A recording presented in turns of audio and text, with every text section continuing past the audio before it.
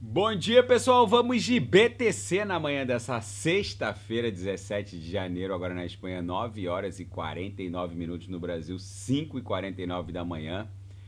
Gente, a BTC amanheceu nessa sexta-feira insana, querendo romper essa LTB aqui, que na verdade está fazendo as vezes da aresta superior.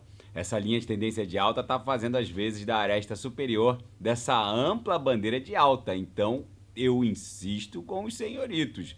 Vem uma fuga ascendente proporcional ao mastro.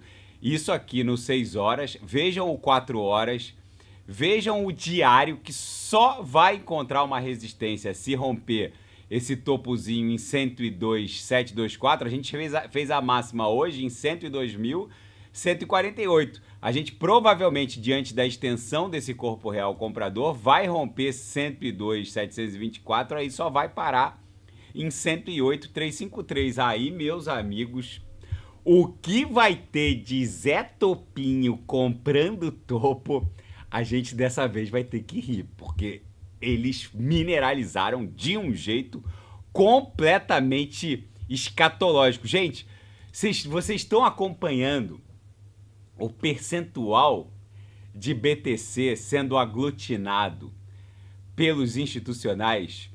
Olhem a bizarrice desse gráfico aqui da Dune. Gente, é porque eu acho às vezes que as pessoas não têm olhos de ver. Os ETFs de BTC no mercado à vista, TradeFi, aqueles lá negociados na Nasdaq e na Bolsa de Nova York, agora correspondem a mais de 5% de todas as bitcoins em circulação. O apetite de Wall Street não está dando sinais de que vá arrefecer. Pelo contrário, ontem quem jantou foi Elon Musk, Donald Trump e o CEO da Microsoft, que provavelmente vai acabar expondo o tesouro daquela Big Tech à BTC. A escassez de oferta só vai aumentar, porque vejam o que aconteceu antes da gente. A gente está longe ainda do topo desse ciclo.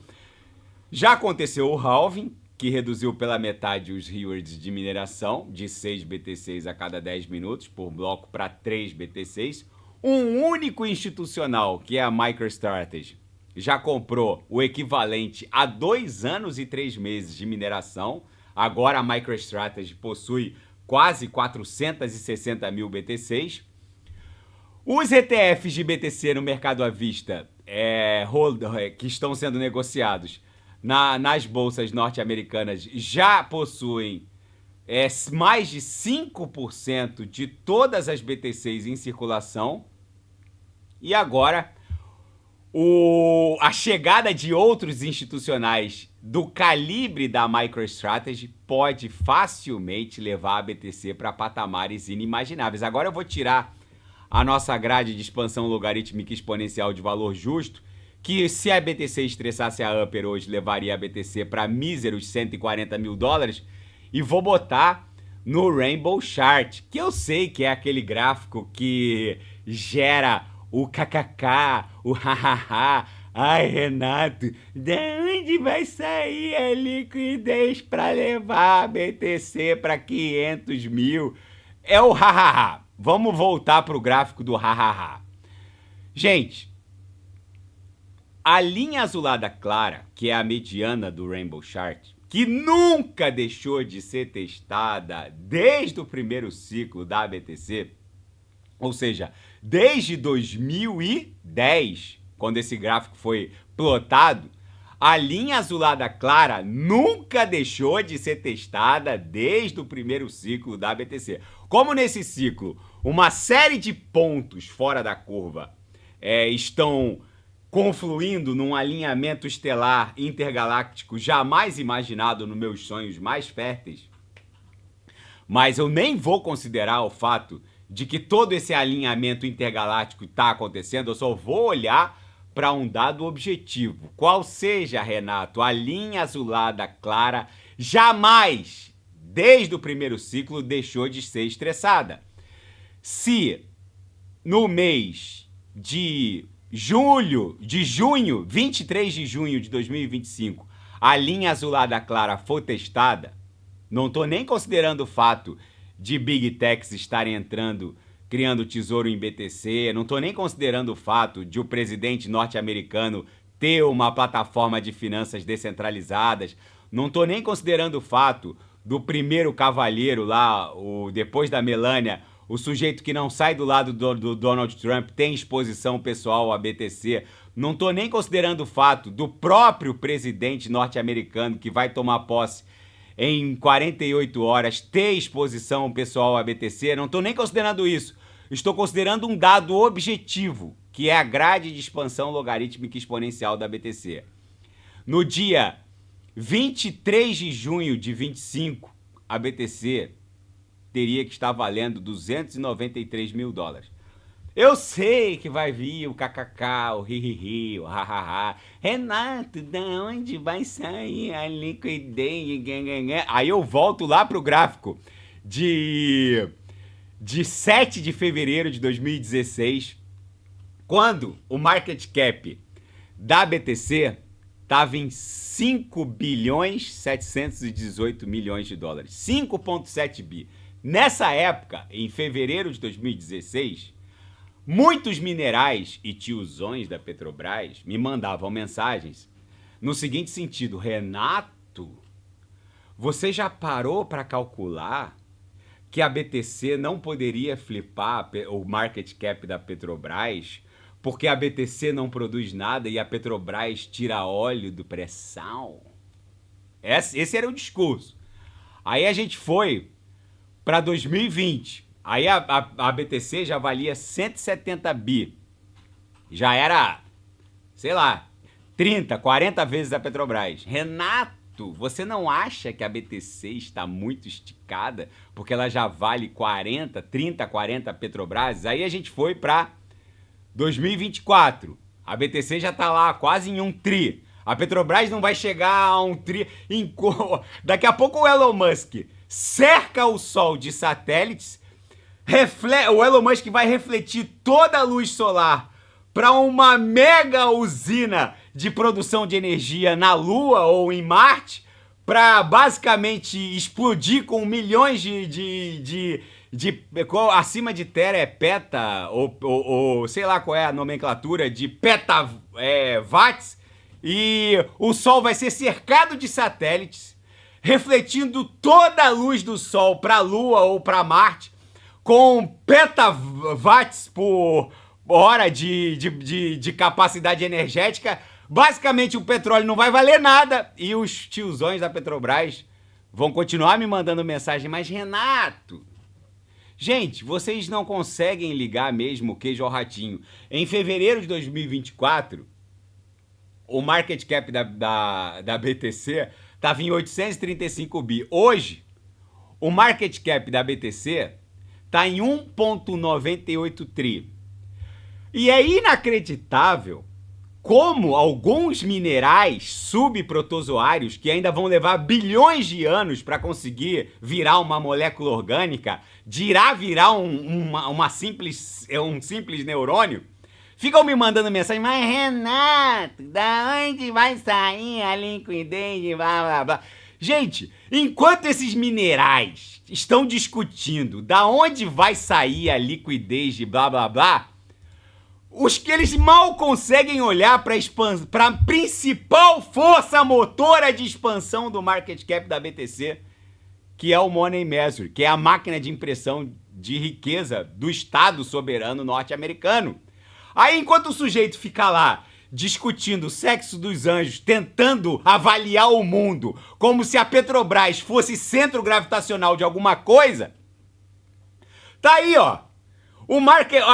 A principal força motora de expansão do market cap da BTC é esse gráfico e não a Petrobras. Meu Deus, é impressionante.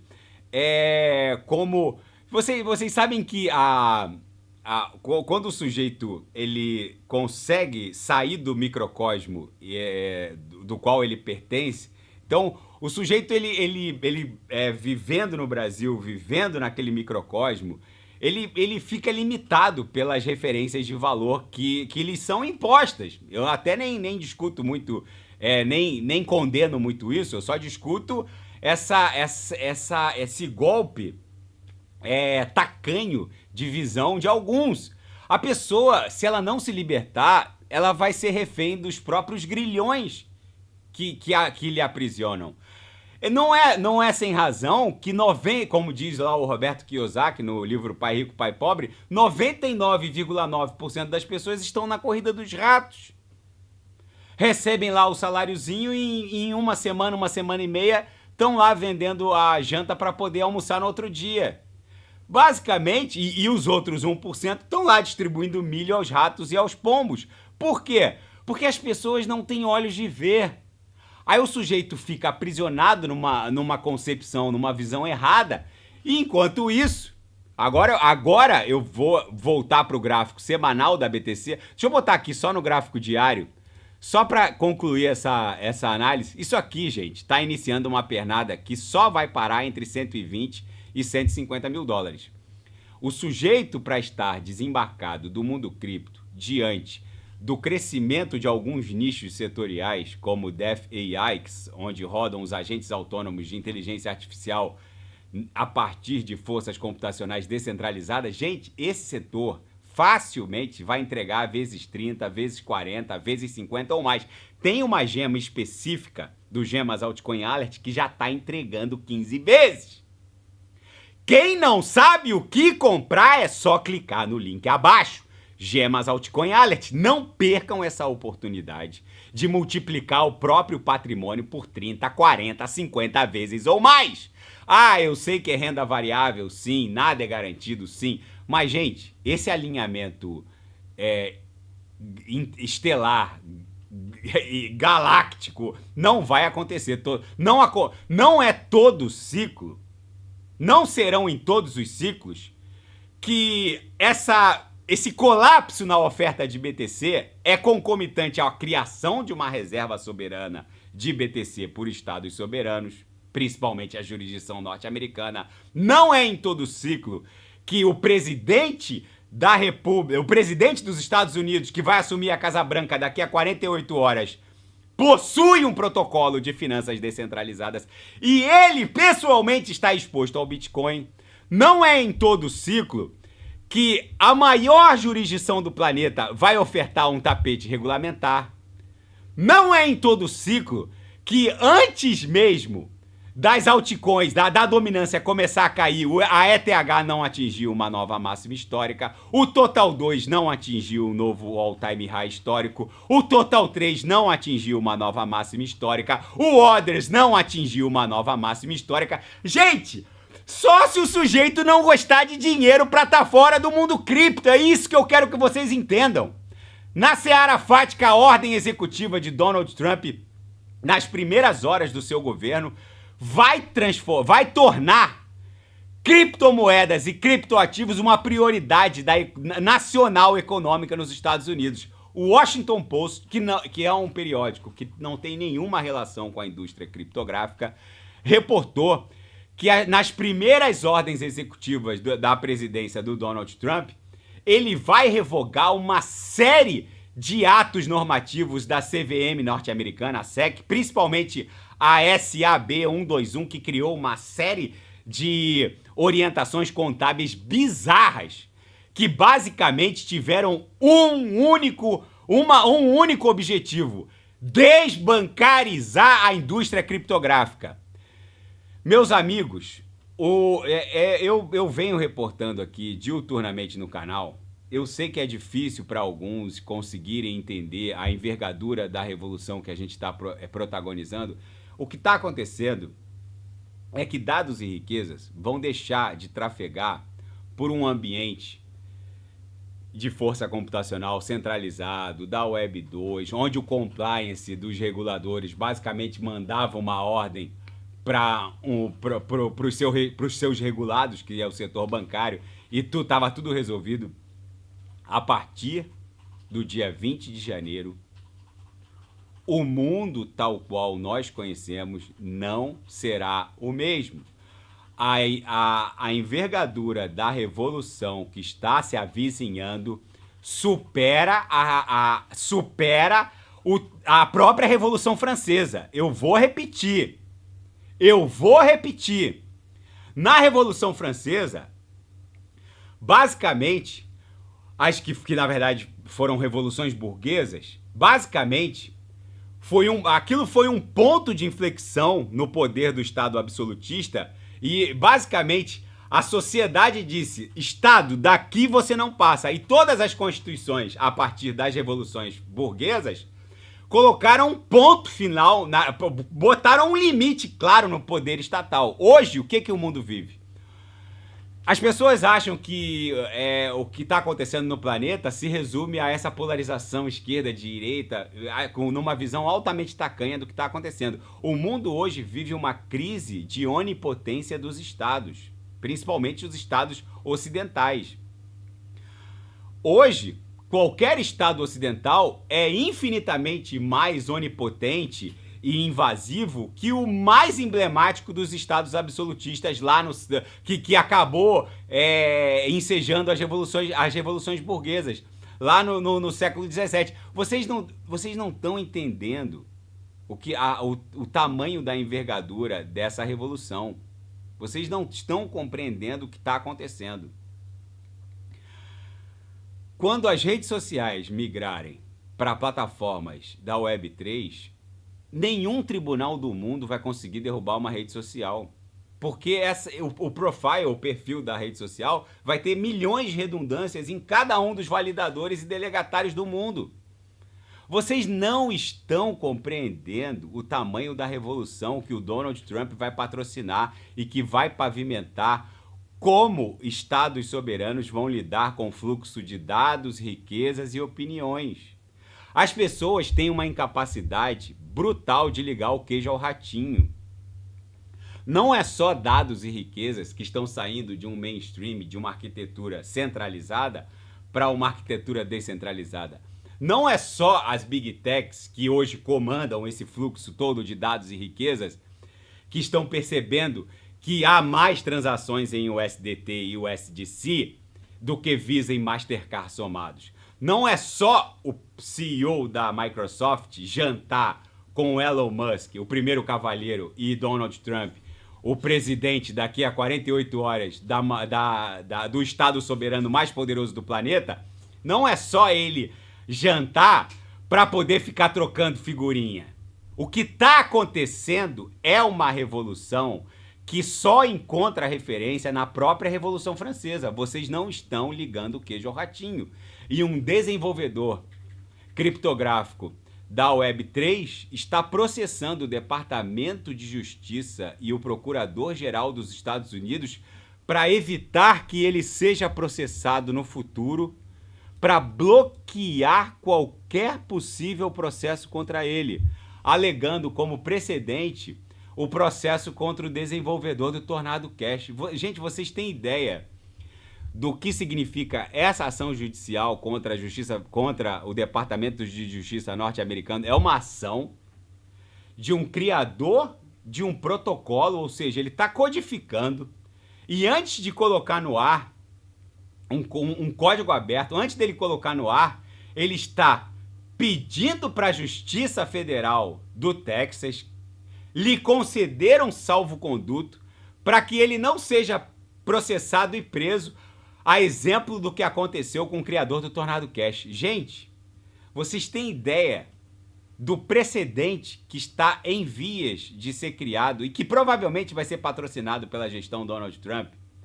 O que aconteceu com o criador do Tornado Cash é que ele foi processado e preso por criar um código aberto que qualquer um pode fazer uso, qualquer um pode ir no GitHub, fazer o copia e cola, levar para a Ethereum Virtual Machine, fazer o deploy do código aberto e fazer a mistura dos seus ativos criptográficos para inibir o rastreamento.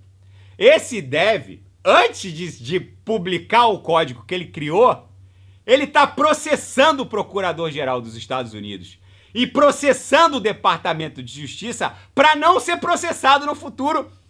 E ele disse para o juiz, ó, eu não vou publicar o meu código se você não me der um salvo-conduto.